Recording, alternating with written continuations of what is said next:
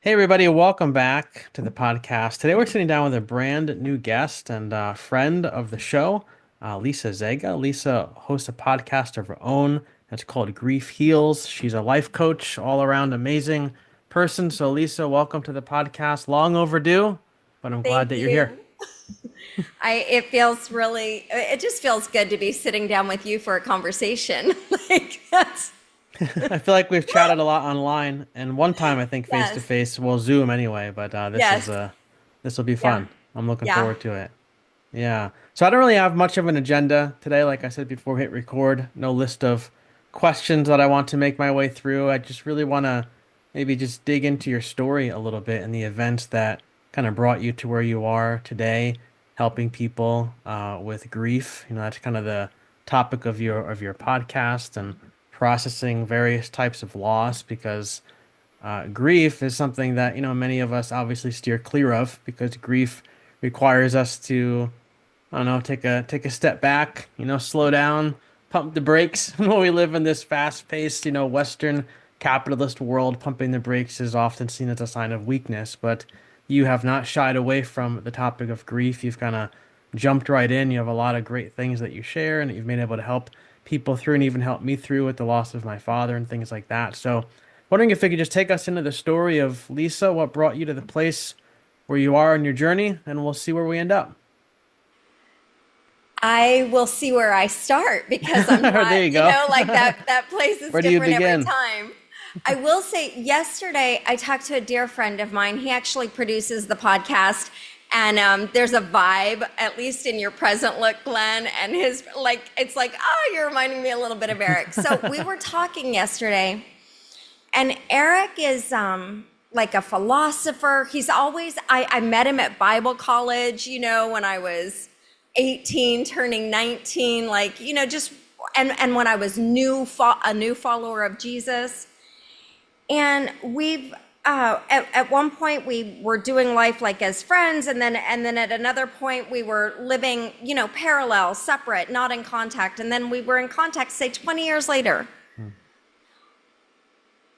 That is not where I thought I was going to go. But regardless, he has had a profound influence on me, opening my mind. He entered Eastern Orthodoxy back when I was, in a fundamentalist Calvinist, like I thought he'd gone off the deep end, and he's constantly been exposing me to more. Like last night, he introduced me to Alan Watts, and I'm like he's forever expanding my brain. And as I was recognizing that, I was weeping, and I was just like, wow, I'm not even able to come to terms with how profound your influence has been on my life, let alone share it with you. Hmm.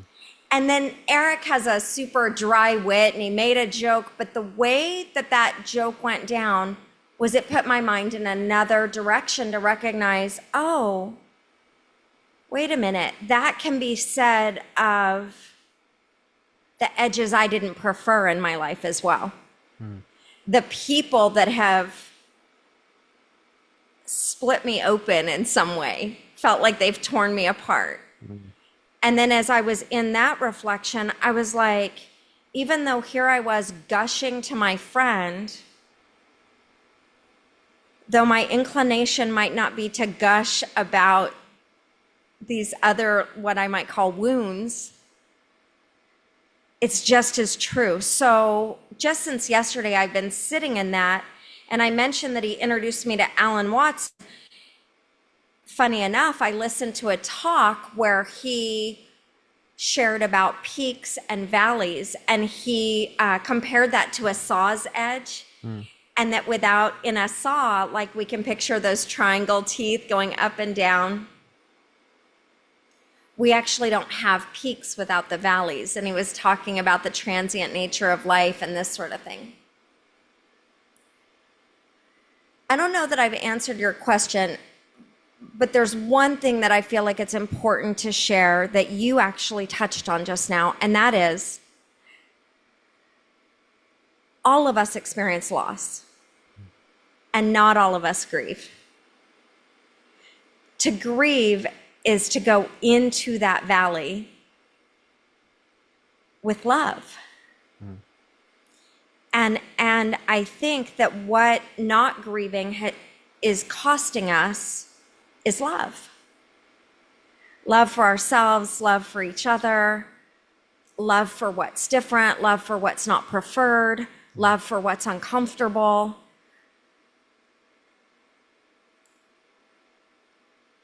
So my desire for myself, for others, for us collectively is that we might mourn Mm.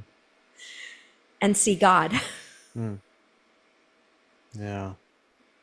So what brought you to that space? I mean, obviously that's a passion point of yours, and you can see that, just from listening to your podcast, listening to you, speak even now, it's obviously that it comes from a personal place. It's not like you just decide I'm going to research grief and talk about it. The things that matter to us most, even like my own podcast comes from a very personal place. So like what is that space for you? Like what led you to be doing the work that you're doing? What's your why? Yeah, so you know how I said we've all experienced loss and we have. Hmm. I grew up without a dad and then with many dads. That is not a loss that was ever named. I couldn't tell, I wouldn't go and say, oh, my daddy died. I never had a daddy to die. We don't often name for little kids, at least in my experience. It wasn't named that I was going through divorce multiple times and being taken to that going to a new school was a new school. Yay, new friends, Hmm. new. But the loss was not named. Then when I entered this world like intentionally, what I recognized is I had lost a peepaw whom I adored and adored me to suicide when I was 13. I lost my sister when I was 21 years old. She died at age 17. The anniversary of her death was this month. I had lost my Mima. I had lost, like I already said, multiple dads. There were things I needed that I didn't get that I lost, Hmm. but I didn't know that. The first loss that slowed me down was I got divorced after 23 years of marriage. I had been a homeschooling mom. I don't like to say a pastor's wife because it gives an illusion that's not my truth, right? Hmm. Like there's an image of a pastor's wife. Regardless, we did church plants and that sort of thing. And my kids stopped talking to me. Okay, it just got like a live wire. And when that happened, I was unable to use my former strategy of just moving on because somehow that was, how am I going to go move on from my kids? Yeah. Yeah. And at that Mm. exact point, I began working with individuals experiencing homelessness. And it was like we met human to human. Mm. I wasn't there to fix, advise, save, and I was in a vulnerable place. They were in a vulnerable place, and we met as people. And that was the beginning. And Where it all then, began. Yeah. a little bit later, I got engaged, and that man died 5 months before our wedding day. And that's when I entered grief in the formal title that we know it as, right? Because that's where people are allowed to name, oh, someone died. I'm in the club. But don't worry, the club doesn't last very long because you need to be over it. And That's right, right. well, You get from your work bereavement standards, time, you get one yeah. week of bereavement, and then we expect you back here making money. And because we live in a grief phobic, and I'm going to say as a result, a love phobic culture, we don't know how to be with each other in that a woman toasted at my wedding, and she said, I was so afraid that Lisa was never going to come back to herself. And then when she met Brent, I got my old Lisa back. And that was her experience, and she gets to have that. And I was like, wow, isn't that telling Mm. about what the anticipation is? Like, just get back to normal. Yep. Yep. Yeah. I mean, for me, I mean, talk about like like a breaking point where, you talk about when your kids didn't talk to you and how like you were like, I can't go on handling this type of stuff the way that I used to. And for me, that was when my dad passed away because you and I had talked about it, I think, shortly after he passed away. But, you know, growing up in the church and being a pastor, I had the grief kind of trained out of me. It was, you just were taught that you just press on because, especially when you're in a leadership position and you're church, a lot of churches are very small. Not everybody has the benefit of having multiple pastors on staff and things like that. Like, usually you're the one person or the maybe two people, that are in charge of everything. And, so you're taught to grieve, but you're taught really well to hide it and to push it down because, for me, I mean, in the church I was in, I mean, we had 19 funerals in my first year because it was such an older congregation. And so, I was getting to know these people and then they were dying, And it was sad, but it was at some point it was almost like, one of the elders was like, you came here and all of a sudden everybody's leaving. It's like, what are you doing to people? So, they made kind of a joke about it, but at the same time, you know, deep down inside, there was a sense of sadness because I was getting to know this woman, Eleanor. I was getting to know this other person, and they were dying. And I remember feeling like I have to just kind of press on. Like I can't. There is no time to grieve. There is no time to be sad because I got to preach on Sunday, and I haven't written my sermon yet, and now I got to do a funeral, so I got to do that as well. And I can remember, like there was this one week where I had my Sunday service. I had my midweek Bible study, Sunday school. It was vacation Bible week and we had all the parents coming on Sunday. So there's like this big celebration to prepare that. There was an elders and deacons meeting, and we had two people pass away. So there were two funerals on like a Wednesday and a Sunday after the church service. And I was just like, my mind was in a thousand places, and I had to do everything. There's no time to shed a tear. There's no time to feel anything. I mean, I had these families in my office. I mean, I was 26 years old. I don't know. I don't know what I'm doing. Families in my office asking me these huge questions about life and death, and I'm just doing my best to share what little wisdom or knowledge that I might have had. And I don't think I didn't shed one tear that whole week. And after a while, that just became normal for me. Um, and then my wife had a miscarriage. After we left the church and everything, we got married, and we were married for a few years. And yeah, I didn't feel much then either. And then my father passed away, and I was driving home. And this is 2023, just a couple years ago. And I said, I can't do this anymore. Like I can't. I haven't cried in like years. I don't know. I don't know. Something must be wrong with me. I don't know what's going on. And I said, I can't do this anymore. Like I need to feel. I need to find the tears. I don't know where they are, but I gotta find it. And I just shut everything down and went into my little cocoon and you know found it. And now. I cried everything. There's a Hallmark commercial. I'm gonna cry. That Folgers commercial when the daughter comes down for the coffee when she's home from college. I'm like, oh my God, it's gonna be Jordan someday. I'm gonna cry at everything. But and I think that's a good thing because I said I said to my wife like I'm making up for years and years of not shedding a tear, and I said I feel like now my inclination when I feel sad, I want to push it away, but now I'm like, no, just gonna let it be. And sometimes it'll be a whole day of just being, in the dumps, so to speak. And, I just have to feel it. And I feel like that's just a healthy thing for me to do. So to your point, I had my own breaking point where I was like, I can't do this anymore. Something's got to give. And may I reflect something back to Yeah, you please, please. from witnessing you from the outside, right?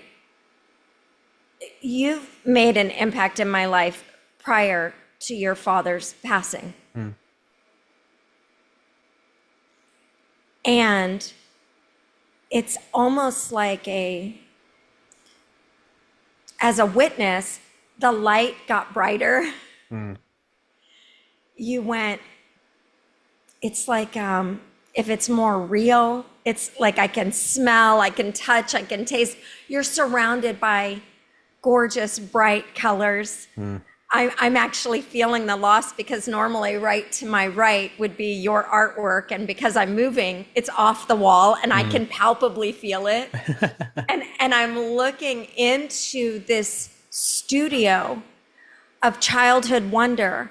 And I think it's like people think I don't want to go there. I don't want to bring people down. And it's really the exact opposite. My connections are Mm. deeper. My life is more vibrant, and also my why is bigger. Like now I am genuinely of the mindset, of the heart set, of the like belief, but the belief that's from the inside out, like in my bones and my cells, that we're one, Mm. that we really belong to each other. Now I'm in prisons every week. Like the mission of loving my neighbor, it's so different than. So when I witness you to go full circle, it's like, yes, it doesn't diminish the loss. In fact, you've honored the loss. Like when you talk about the butterfly landing on Jordan's bicycle, and you talk about the waves, and you talk about you're having your cup of coffee, and these like, witnesses of your dad, and your dad is with you in this profound way.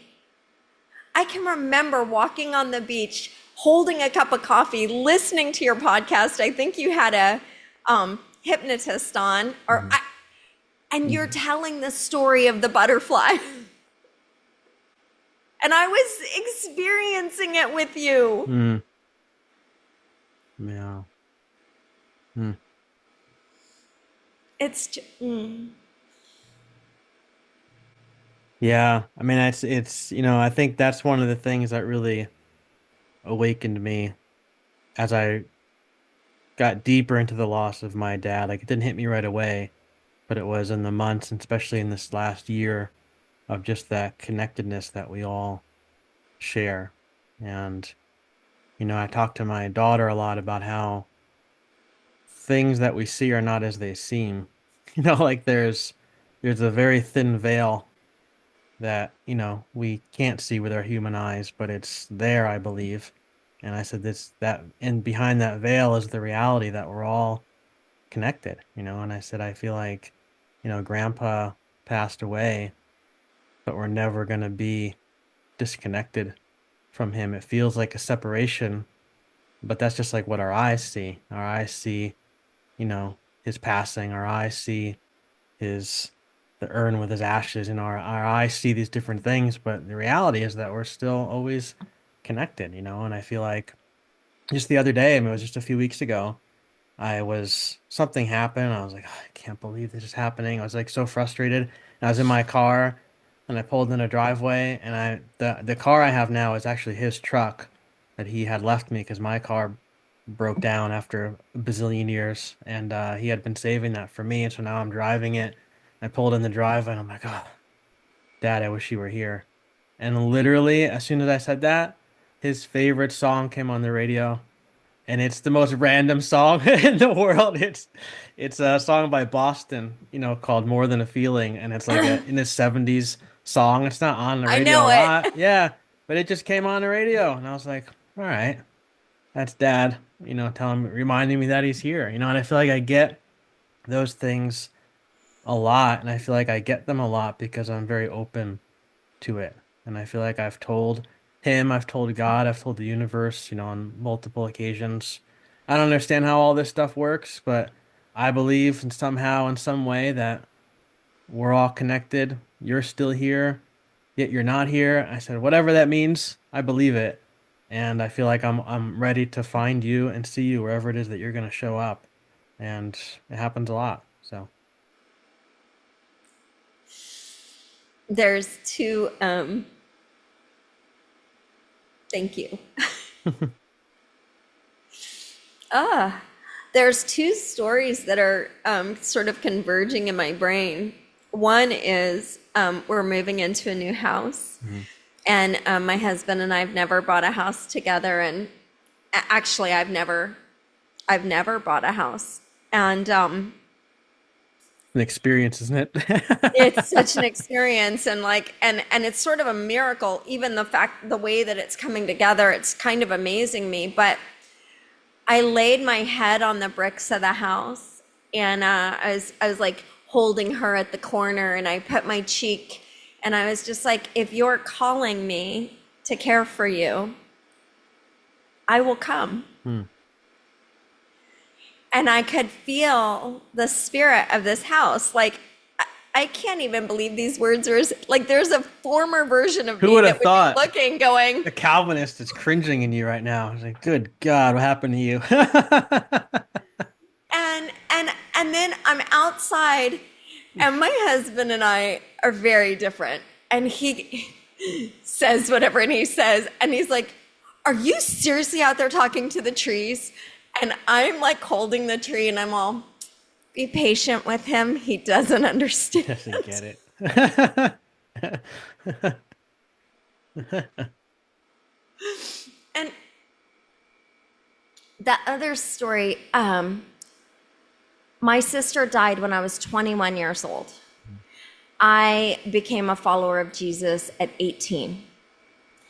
And I remember meeting with the men at my church, and I was like, oh, no, no, you can't have this one guy do the sermon. He's too milk toast. He's too, no, he's going to water down. He's going to talk all about love. No. Mm. Well, he was the only one available. So in my Calvinist regime, The soldier. I know it was, and I ended up speaking, right, to mitigate this watered down my estimation. People walked out when I was talking. Mm. And I was so far removed from my sister, from her story. And more recently, my sister's been visiting me. I've had like times of just, and I don't know what images that would draw to someone's mind. It's like I feel her. I'm speaking to her. I'm having conversations with her. It's just, she would have been 50 this year.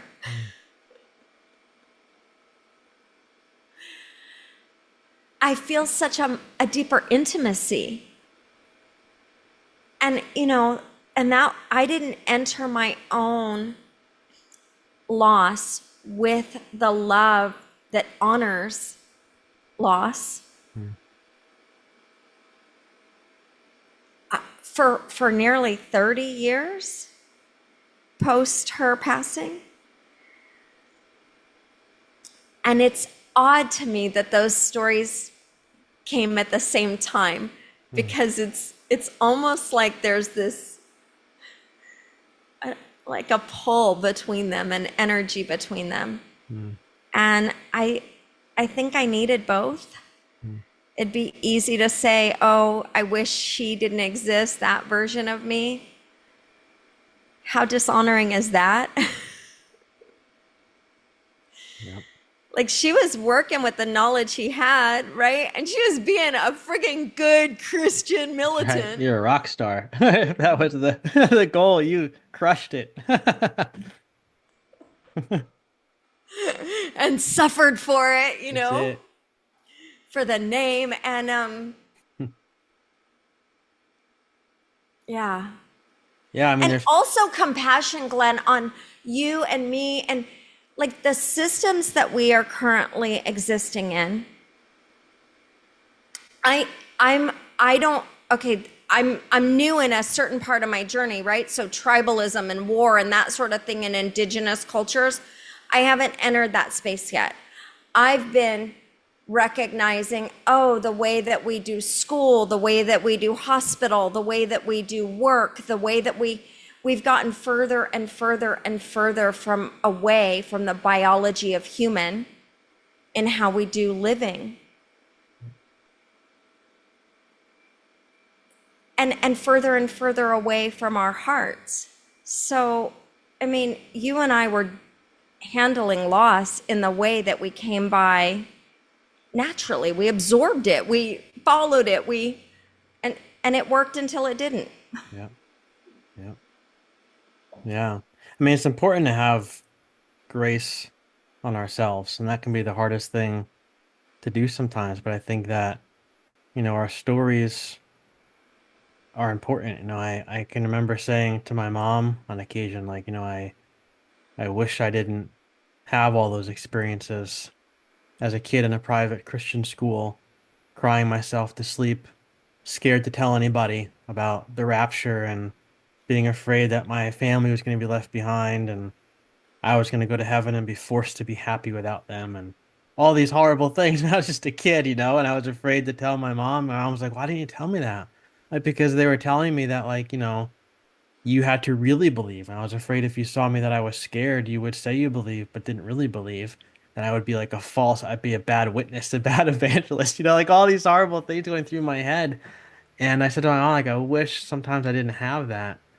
And she said, I wish for you didn't have it too, but she said it wouldn't make you who you are today if you didn't have those experiences. Like you have those experiences, they were horrible, but think of how many people you can relate to who you wouldn't have been able to relate to if you didn't have those experiences. Think of the people that you've met through the podcast that you wouldn't have met and the ways that you've developed and help other people develop. And said, all of that wouldn't have happened maybe if you didn't have those experiences. And so I think I'm learning that how important it is to honor our stories, like you said. And now Jordan is 8 years old, and she's every night when I lay in bed with her and we talk about the day, and she'll ask questions about God sometimes.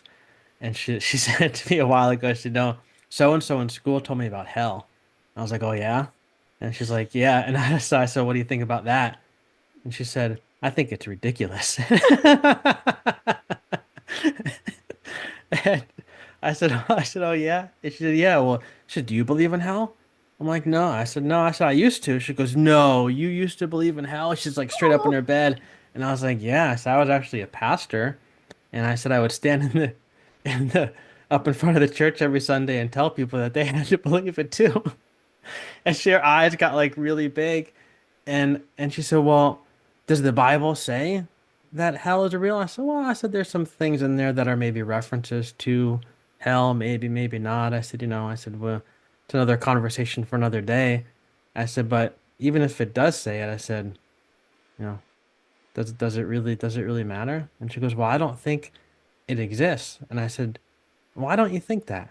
She said, "Well, because inside I feel like that's not God wouldn't make something like that or allow something like that to exist if God is loving." And I said, "You hear that voice?" I said, "That inner voice is the voice that you always need to listen to." I said, "Because you're going to get lots of people telling you what they told me when I was a kid. You got to believe in hell and all these different things." I said, I wasn't aware of that voice inside yet." I said, "But you are." And I said, "That's the voice that you need to always listen to." And I said, "What's important also to realize in my story, and this is kind of my point, is that it's okay to change." And I said, "Change is good." I said, "I believed in hell for the longest time, up until maybe, you know, I think maybe 5, 6 years ago, I finally gave up on it completely." I said, "But that's a long time to believe in something like that." And I said, "I don't believe it anymore." I said, "Because I changed my mind." And I said, "It's always okay to change your mind." And I said, "Just because you used to believe something that maybe you think now is bad doesn't mean that you were a bad person. It just means that you had what you had and you believed what you believed, and now life happens and circumstances happen and you change your mind, you know? And so I think that I'm learning to, as I watch her grow, and I kind of give her that permission to change her own mind. And I want her to know it's always okay to change your mind, whether it's about religion, it's about life, whatever it's about, it's a relationship, whatever it is, you can always change your mind and your story is good. And I feel like that has been my attempt to share that wisdom with her has really shared it with myself and has really helped me in my own development. So, yeah. You're the way that you parent Jordan, the way that I witness it as someone who's just, I'm reading Substack, I'm listening to podcasts, Getting the this is snippets, you're right. getting the I'm highlight getting reel. like, yeah, it's just a highlight reel. And that coupled with your own story of being this tender creative, Hmm. the guy that's afraid to tell his parents, the one who's contemplating this, like I can see him, I can hear him, I can weep with him, like and it's indicative of your spirit. And now you know what it is to enter Jordan's space. Hmm. Like I feel like I've been watching her grow up through you for 4 years. I'm not quite sure where that time frame is, but right around there, right? Yeah. In the life of an 8-year-old, 4 years is a heck of a long That's right. way. Half for life. So crazy. Yeah. And the way that you enter each stage, you know, Hmm. and it it's like what you do with Jordan, you do with all of us. Hmm. Hmm. And so even though I would never wish your experience on young Glenn, I'm so grateful that you continued. Hmm. Hmm. Because we all heal in this together. And it's just,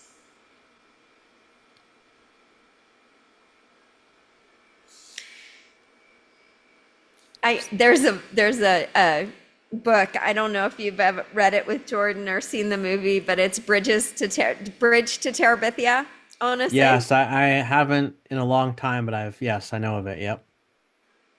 well, they are king and a queen in this forest that is their kingdom, and they play and I just got this image of you, like I don't even remember the character's name, but like King of Terabithia kind of a thing, and it's just, and that book is about loss and growth and change, and Hmm. I wouldn't trade it. I was so close with my Mima and Peepaw, and I didn't grow up in the church. I mean, my exposure was now I lay me down to sleep. I pray the Lord my soul to That's keep, right. though, right? Yep.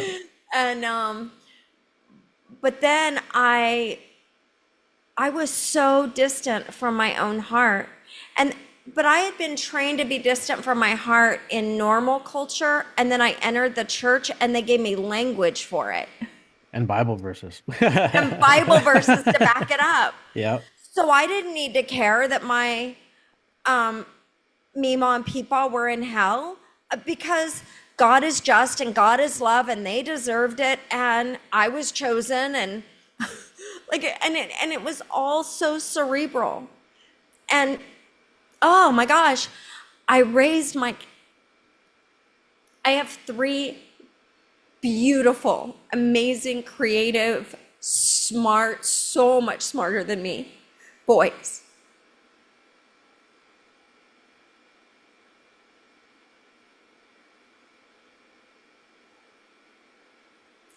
And I raised them very cerebrally. And they will go on their own journey to reconnect with their hearts. But what stayed me in the course initially, I I'm surprised right now by the wealth of my emotions and grateful and just I'm surprised.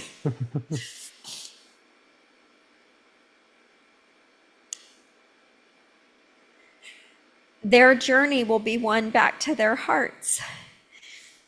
And I gave them lots to process. Mm.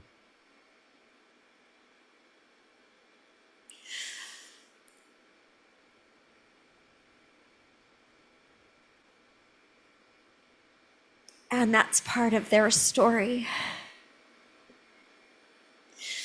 And part of mine is being the woman that can receive the weight of their story with honor, with dignity. The reason I can hold it, whatever is said, Mm. whatever is done. I have two boys who don't really have much to do with me. And I hold myself in that, and I bless and love them. And the reason that I can do that, the reason it's not about me, the reason that my pain is not on their shoulders is because I am in this and I get love to these places of loss for me without trying to extract it from them. We live in such an extraction world where we're taking from each other's hearts, just like we take from the land and we take from the. And grief is regenerative by nature. Yeah. It's it gives back. It grows. It like I keep looking at your art, and that's just one expression of growth, Yeah. of the bloom, of the blossom. Mm. So now it's like, how could I not do this work? This is, I have visions. I watched the movie Conclave. I have visions of us coming together as churches, as communities of, people on all different socioeconomic scales, of all different colors, and grieving Mm. that we might unite and create a we belong to each other world. Yeah. Yeah. I really do believe grief heals. It does. It does. It's a scary thing to embrace it, and it's a scary thing to be in it, and it's a scary thing sometimes when you feel like you've hit the bottom, but it is life changing. I mean, it really is. I mean, you know, like you talk about the art and stuff behind me. I mean, I loved art when I was a kid, and I wanted to be an artist and a cartoonist. I heard about art school when I was in my art class and I don't know, fifth, sixth grade.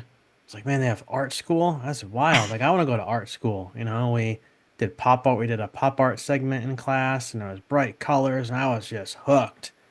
And I went home, and somebody in my life said to me that, and he was an artist, and he said, your art's not good enough for that.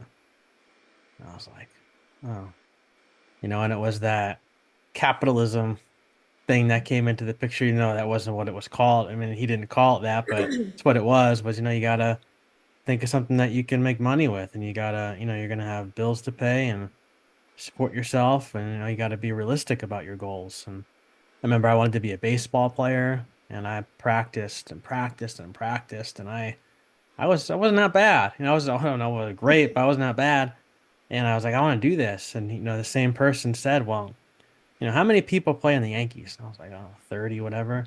He's like, how many people do you think want to play in the Yankees? I was like, probably a lot. He's like, you do the math, And I was like, oh, I kind of shot that dream down the tube. And so that's kind of, the mentality I had about my dreams. And then I put all my art stuff away. I had a sketch pad. I used to carry it everywhere I went. My mom actually still has it. She pulled it out and she showed it to me. And I was laughing at some of the stuff I Wow. made. And I'm probably going to share that eventually, but it had my first comic strip that I made, and like these characters I was trying to dream up, and it's three-quarters of the way full, and the rest of it I just shut it. I never did it again. And then after my dad passed away, it was a year almost a year later, and I was doing a lot of inner child work, trying to get in touch with that intuitive voice inside. I was like, I want to do some art, I think. And so my wife and daughter got me supplies. My mom got me a lot of stuff. Took it all out on Christmas Day that night, and I was so triggered, I put it all away again. Like, I can't do this. I don't know what is going on. It's out of my heart, but like I can't. It's like, ugh, I can't do it. And so I put it away for like another week. Took it out again. And then one day Jordan was sick. It was like a week. And she's like, let's do some painting with the stuff you got. I'm like, ugh. All right. So I get it out. I'm trying to do it for her and we're doing it. And I was like, oh, it's kind of fun, and I was doing it more and doing it more. And she was having fun and I was having fun. And now all of a sudden, boom, like all this, I just can't stop making stuff. And all these colors are coming out and all these ideas that I had when I was a kid, they're all popping out and I'm just having a blast with it. And none of that really, again, maybe it would have happened another time in my life, but it happened at this time of my life because I went into that grief and I was trying to get in touch with that intuitive voice inside that Yeah. was shut down as a kid through years of, the Bible verse, your heart is deceitful above all things. Shut it down. Don't listen to it. And that's the Yeah. voice I was trying to grab and get a hold of. And the art has really helped me find that place and really helped me kind of, I think, define or narrow down my calling, whatever it is you want to call it, my place in the world and really hone myself in on it. And now I'm just pouring myself into this space and who knows what spaces will open up next, but this Yeah. is the one I'm in right now. So, Well, it reminds me of the story you told about driving home and your tears, and you're like, I can't do this anymore. And then now, Folgers commercial, Hallmark movie, whatever, yep, right? yep. And and and it's like that same explosive energy with your artwork. It's like that. I don't know that I ever read the whole book, or maybe I don't remember it. Did you ever read? I want to say it was The Great Divorce by C.S. Lewis. I've read parts of it. Yeah. There's something about, and so I could be making this up. I Hmm. don't even know, right? Like if it's a real thing from the book or if I'm making an association. But the blades of grass were so real Hmm. and green and piercing. It was like, and that's my experience of myself. I think I might have told you this when we first met. I haven't thought about it for a while, but I was really so afraid that I wasn't real. Hmm. And there had been something said to me when I was young, that I was selfish and I had a black heart. Hmm. And I wasn't raised in the church, but that really landed. And watching myself move from place to place as if anything that had happened before, anyone I left behind, didn't even exist. And that really stayed with me. Now I can recognize that was a survival strategy of a little kid who was like, I can have so much compassion, but I didn't have compassion. I had judgment. Like, Hmm. what is wrong with you? Are you even real? Are you just. I was so afraid that I didn't know how to love. Hmm. And I met my current husband very soon after Chip died. And there was, oh my goodness, what today? It might be I'm moving, I'm in transition. There's a lot coming up for me even now. So I perhaps arrived a little bit raw. In fact, I told you, you said, how are you? I'm in between. Okay, I'm really experiencing this energy of in between. When Chip died, and then I met my hubby, Brent, right away. And we got together like soon, Glenn, like say 6 weeks. And I had been doing the grief work, and I mean, this was the work I was doing in the world already, right? And so I weaponized that against me, and it came right. And then I questioned my calling, or who am I to be with other people? And the way the way I came to humanizing humanity Hmm. was working with myself. And it's like, oh, honey, and to recognize my own survival strategies to enter my own heart. I recognize it's been 7 years since Chip passed. Mm, I know I not just loved him, I love him still, mm. which diminishes zero from my current relationship. I am so in love. And you know what? I'll tell you something else. I love my ex husband. Mm.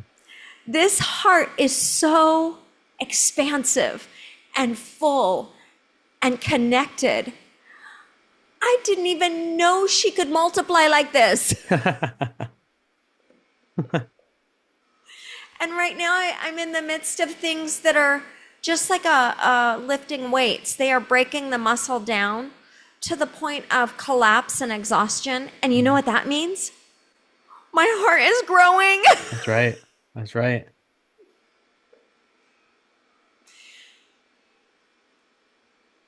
That's I right. see so much through the lens of grief that I'm like, I question myself, right? Like, because I want to be, I'm not looking to be right about something. It's just, this is the way that, this is the lens through which I see the world. And maybe it's because in many ways it's my resurrection again and again and again. That's right. That's right. And you can't, that's not something you can just get.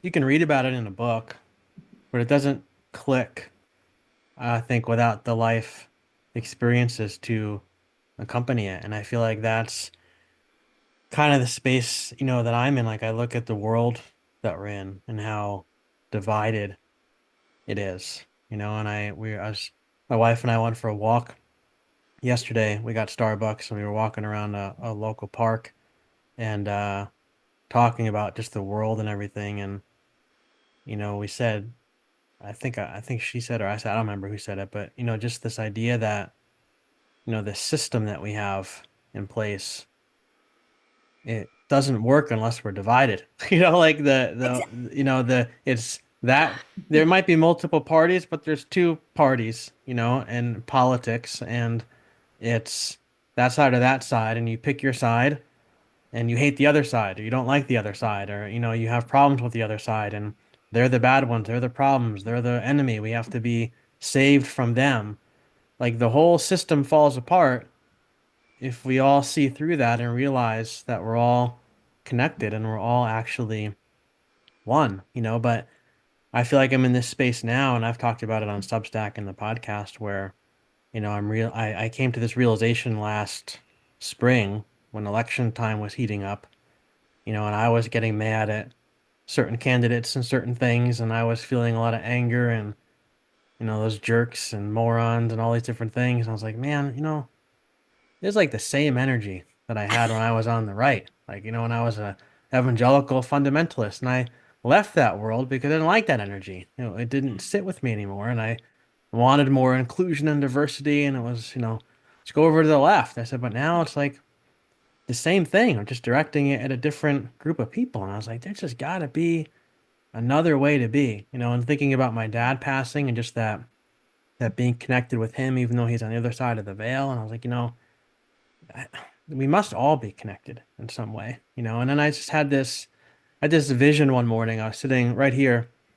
I could see out my this window. There's woods behind our house, and there's tons of trees back there. And I had read this article that said, I don't know, scientists have discovered that in a forest, if you hurt one tree, the other one feels it because they're all connected at the root system. It's like that's it. Like when I look out there. I see 100 trees, and it looks like there's 100 individual trees. But if you peel back the earth, all the roots are connected together. And I said, that must be what we're like. Like peeling back the earth must be the veil, that my dad has crossed over into. And under that veil, everything's connected. But on this side of the veil, we all look like we're individual people. Maybe that's why Jesus said, you know, love your neighbor as yourself, because Because you're one. we are connected. And so you can't help but do that. If you hate yourself, you hate your neighbor. If you love yourself, you love your neighbor. Like it's that connected. And so like trying to like pontificate or think about all these different things, but when you try to explain it to somebody else, and I've had this happen to me, they look at you like you're crazy. because they might understand it intellectually, but there's no experience that they've been able to connect it with. And so that's where I'm coming back to what you said before about having grace on ourselves helps us have grace on other people. Yeah. And so now I've really started to frame, like, when I talk about these things or I write about them, I say, this is my experience. Like, it doesn't need to be your experience. Yeah. Your experience is your experience. If you're not here, that's fine. Like, I'm not in a better place than you. I'm not in a higher place than you. I'm not in a lower place than you. I'm just where I'm at. You're where you're at. And I honor your story and just ask that you honor mine. This is where I'm at. And I feel like, there's a lot of freedom in that. And it's a lot easier to show people grace when you recognize you need some grace too in your life. So, It's so curious because I got the picture before you even started talking about the forest. yeah. And so then when you talked about the forest, it added to it. But when you were talking about the divide of political parties, I pictured crumbling dry soil, right? And I could see it. And it's like, and it was so divided that there was this gap. And it's just like dry dirt, right? And a chasm. And I was like, yeah, and grief is like this, it's like the water and the nutrients in it. And I think water came to my mind because you can visibly see soil coming together when Yep. it's watered. Like Yep. all of a sudden the gaps are, and then when you mentioned the root system, it just started really evolving for me as you Mm. were talking about the root system that's all connected. And when the tree feels one tree sick and the other tree's feeling it. And I think like I see it both ways, Glenn, like when we're not caring, when let's say the homeless, those experiencing homelessness are those people. Mm. And I don't recognize that's also a picture of there is homelessness even within me. What parts of me inside me do not have a home? Yep. But when people are incarcerated, right? Like, well, what parts of me are still like, so there's this beautiful synergy of when I am focusing here, it's also providing health to the entire root system. Hmm. Like what when you're with Jordan having these conversations, we're putting nutrients in the whole system. And when you said the way that you're writing is like, I'm not better than you, I'm just where I'm at. That is one sneaky little thing I've only just started to be onto. And that is in this, how would we say it if we weren't just saying blanket capitalism, but the way that this exploitative, where the dollar wins and everything else is inconsequential, whatever that is, I just lost it. Oh, it's entered the healing spaces. Mm.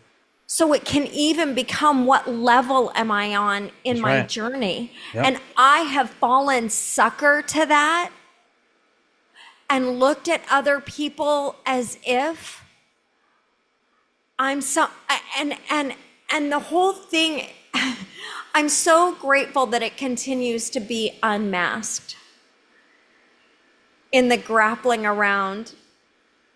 For me, it's like I could image myself as a tree growing through the earth and all the different, and it's like, and the struggle of becoming, even though I already am. Yep. Like I keep, are they there? Acorns on my desk, and an acorn has everything in it. As the oak tree, it's all there, it's all here. Yep. And yet there's this process of becoming, and I don't get to jump stages. That's right. If only. Right?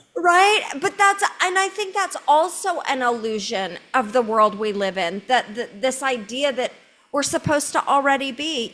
One of the reasons I think I didn't develop my own curiosity or creativity, I intuited or came to the conclusion or whatever right away that my belonging in the world was through being smart. Well, that meant having the right answers.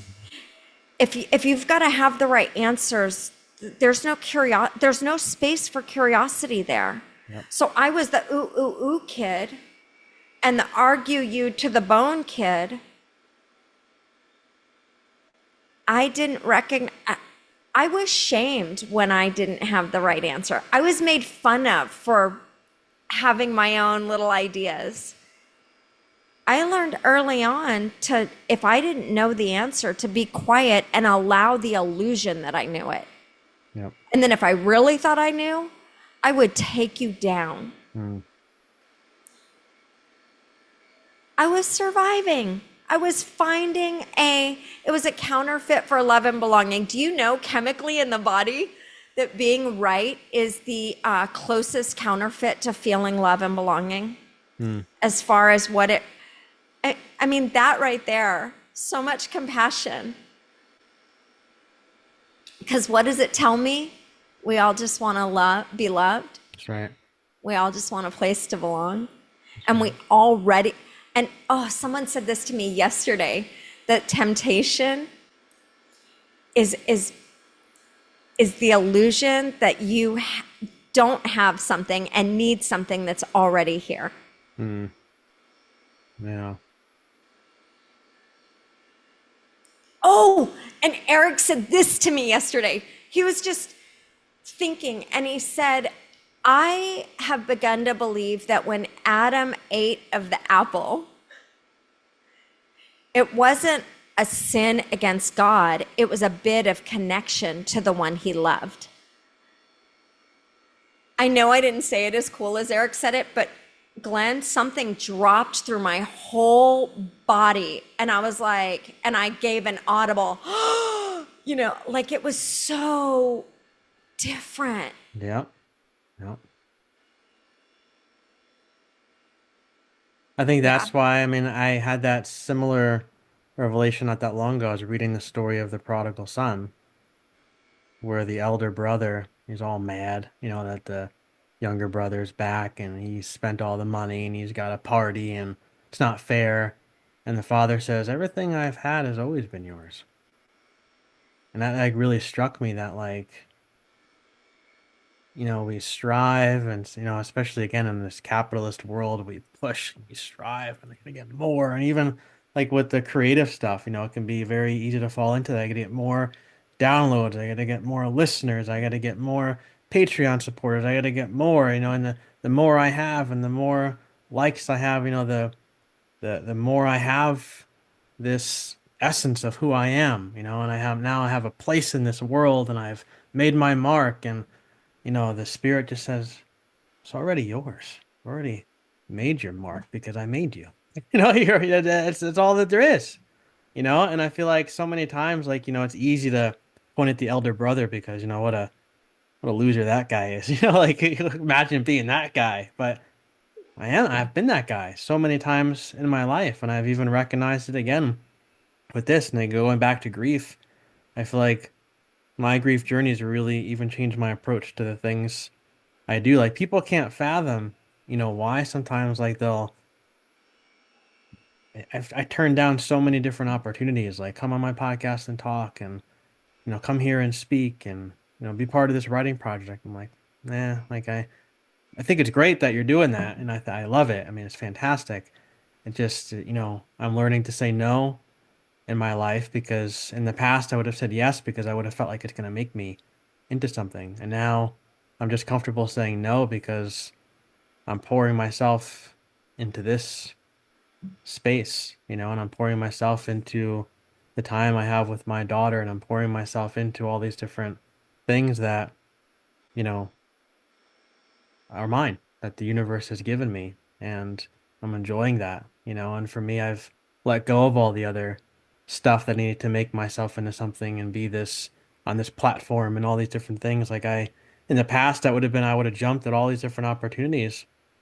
Something in me changed with grief. I don't know if I got in touch with what felt like really mattered to me. I don't know what it is. I haven't really processed it all yet, but even grief has really helped me narrow down, what I do as a creative person. I guess it maybe has helped me better narrow down my why. I don't really know what it is, but grief has helped. So, I can say this just through my own eyes. Whatever it is, watching you do life is connecting me deeper to my own. mm, I can genuinely just say that. And now I'm living in a new community and I'm in a rural part in Texas, and I don't even know who my neighbors or, like how I'll be received. And I'm one with the, like watching you, even listening to you right in this second, I just started deepening into this desire to have genuine local community. mm, What does that mean, Glenn? What will I do? I don't even know. mm. I do know I am going to be living 12 minutes from the prison that I'm getting to volunteer in each week. That feels like I didn't even know there was a prison here. That's Mm. not why I came. And I'm like, what is this world? And community, That's right. building community because we belong to each other. That's Like, right. yeah. That's right. We belong to each other. Maybe that's gonna be the title of the episode. We belong to each other. Yeah, maybe. Yeah. Lisa, we are out of time, but this has been, like I said, long overdue, and I feel like we could keep talking, so we'll have to have a part two, Easy peasy. part three, part four. I love being in your presence. I love being in your world. Whether this, I love reading what you write. I love your art. Like, just thank you. Thank you. Thank you for bravely doing you. Thank Thank you. Dana. Thank Jordan. Thank your people, your mom, your dad. Thank you. I appreciate your support. You've been a big supporter of me and even with my art and stuff, and I appreciate that a lot. I appreciate it. Doesn't go doesn't go unappreciated or noticed, so thank you. All right. Well, real quick, where can people find you online if you want to point them to any websites, My social media spots? my current website is legityou.com Mm, and legityu.com. And my podcast is Grief Heals. mhm. And those are two easy peasy places. I don't know my handles. I want to say it's Lisa Michelle at Legit You for Instagram or whatever. But Something like that. Just look it up online or something. Google it. Find it. yeah, it's easy. I'm easy to find. How about that? Definitely. Well, I'll make it easier and I'll put the links in the show notes for people and we'll do it again. Okay. All right. Thanks, Glenn. All right.